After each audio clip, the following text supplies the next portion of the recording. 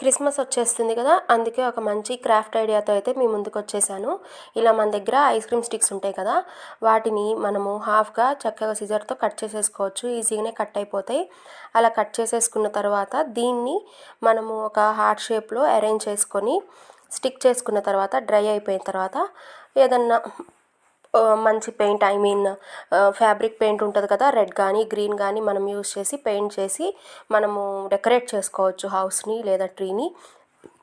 అలాగే ఒట్టి పెయింట్తో ఆపేయకుండా పెయింట్ వేసిన తర్వాత ఇంకొక లేయర్ ఆఫ్ మోడ్ పాడ్జ్ యాడ్ చేసి దాని మీద గ్లిట్టర్ యాడ్ చేయడము, అలా మనం మన క్రియేటివ్ వేస్తో వీటిని ఎన్ని విధాలుగా అన్నా మార్చుకోవచ్చు. మీకు కనుక ఈ ఐడియా నచ్చినట్లయితే ఖచ్చితంగా ట్రై చేయండి. అలాగే మీకు ఎలా వచ్చిందో కమెంట్ బాక్స్లో కమెంట్ చేయండి. అలాగే like, share and subscribe. Thank you for watching. ఇది ఫైనల్ అవుట్పుట్ అనమాట. కొన్నిటికేమో రెడ్ అండ్ గ్రీన్ వేశాను, ఒక